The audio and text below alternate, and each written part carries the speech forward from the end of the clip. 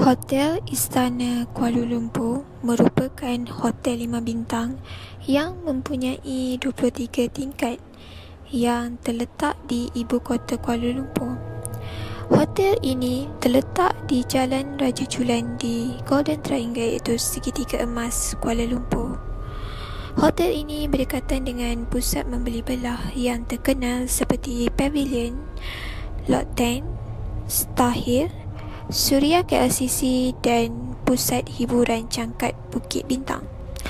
Manakala Kuala Lumpur Convention Centre atau dikenali sebagai KLCC dan Menara Petronas hanya perlu berjalan kaki selama 10 minit melalui Sky Bridge, sementara lapangan terbang antarabangsa iaitu Kuala Lumpur memerlukan 1 jam perjalanan daripada hotel ini. Hotel ini berdekatan dengan pengangkutan awam seperti LRT dan juga mempunyai perkhidmatan limusin. Seperti yang disedia maklum, Hotel Istana Kuala Lumpur ini akan berkuat kuasa ditutup pada 1 September 2021. Hal ini kerana hotel ini tidak mampu mencapai keadaan normal disebabkan pandemik COVID-19 yang mana mempengaruhi perniagaan dan menyebabkan kerugian operasi bulanan. Walaupun pelbagai usaha dilakukan dengan menjadikannya sebagai hotel kuarantin, namun tidak mampu menanggung kerugian bulanan. Namun, mungkin ada yang tidak tahu bahawa hotel ini merupakan hotel yang mempunyai sejarah yang tersendiri. Bagi yang pernah mengikuti kisah hotel ini mesti tahu tentang bilik 712, iaitu bilik checkpoint.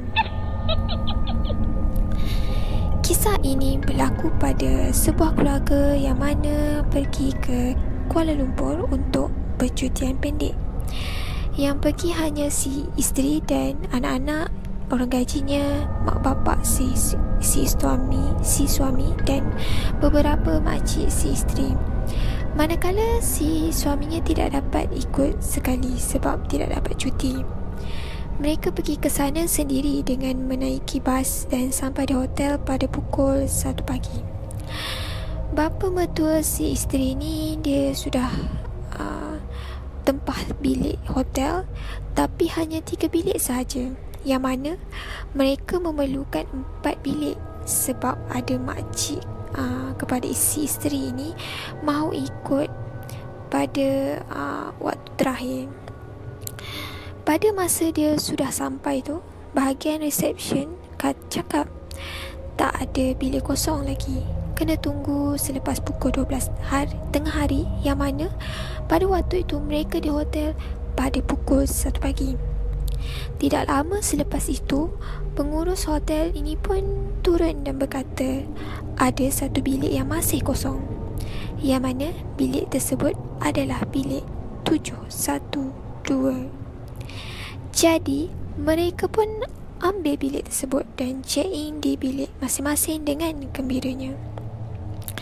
Bilik 712 ini diambil oleh si isteri yang turut sekali dengan anak-anaknya dan orang gajinya. Masa dia masuk ke bilik tersebut, dia dapat merasakan seperti ada orang yang baru guna bilik tersebut, yang mana tuala bilik terbentang atas sofa, tuala tangan bersepah-sepah dan seperti gelas yang sudah digunakan. Si isteri ini pun menganggap mungkin housekeeping kelang kabut kemas bilik, jadi mungkin mereka terlepas pandang. Setelah itu mereka pun tidur. Semasa si isteri ini sedang tidur, hawa dingin bilik itu tiba-tiba sejuk semacam. Jadi dia tersedar dan terus menutup hawa dingin tersebut. Walau macam mana pun, sejuknya sampai ke pagi tidak hilang. Pada keesokannya, si isteri pun menelefon housekeeping supaya menghantar tualan baru. Bila housekeeping itu sampai, housekeeping tersebut menjenguk-jenguk ke dalam bilik seperti mencari sesuatu. Si isteri ini pun berasa agak pelik dengan kelakuan housekeeping tersebut. Pada malam kedua, si isteri ini tengah tidur. Tiba-tiba dia rasa macam ada orang gegakkan badan dia. Dan apabila dia bangun, dia perasan anak perempuannya tidak berada di sebelahnya. Dia ingatkan anaknya jatuh katil. Dengan keadaan yang gelap buat dia bertambah panik. Dan nasib baik waktu tu dia biarkan lampu wardrobe terbuka. Yang lebih mengejutkannya, anaknya boleh tercekat di tepi pintu dengan mata terbeliak dan merenung kosong. Si isteri ni pun apalagi panggil anak perempuannya dia ni sebanyak 2 kali, tapi tiada respon. Selepas itu, apalagi dia pun pergi ke anak perempuannya dan menggegarkan badan anak perempuannya. Selepas itu baru anaknya tersentak dan terus menangis. Anaknya ini masih menyusukan badan dan umurnya nak masuk 2 tahun. Anak perempuannya ini seorang yang jenis tak boleh berenggang dengan si isteri. Jadi pada malam tu anaknya tu berkelakuan sangat aneh dan tidak seperti biasa. Si isteri ni pun cuba beranggapan mungkin anaknya mengigau sebab terlalu penat bermain di sunway pada petang itu.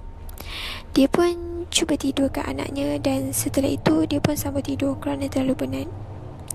Pada keesokannya, selepas dia balik ke hotel dari Masjid India dan pada waktu itu nak dekat maghrib.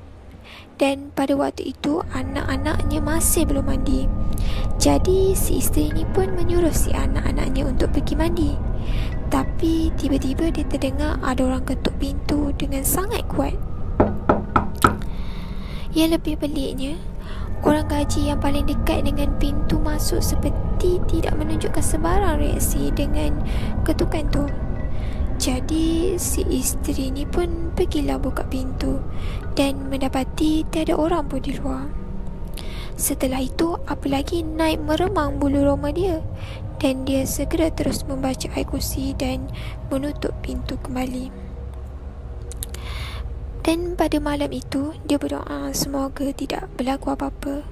Dan Alhamdulillah, tidak apa yang berlaku. Pada keesokannya, waktu dia check out, si isteri ni pun bertanya pada orang gajinya tentang kejadian semalam. Dan orang gajinya berkata dia tidak mendengar apa-apa pun dan berasa sangat hairan dengan tindakan si isteri itu semalam kerana tiba-tiba membuka pintu. Setelah si isteri ini pulang ke rumah, dia berasa tidak sihat dan terpaksa mengambil cuti sakit selama 2 hari. Lalu dia pun menceritakan apa yang terjadi kepada suaminya. Si suami ni pun meminta pakciknya yang merupakan perawat tradisional untuk menengokkan keadaan si isteri. Dan pakcik dia ni pun mengatakan bahawa ada pontianak di dalam bilik tersebut dan cuba menakutkan si isteri ini.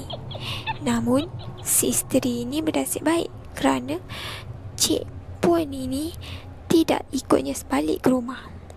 Dia cuma mengalami demam kerana terperanjat dengan kejadian tersebut.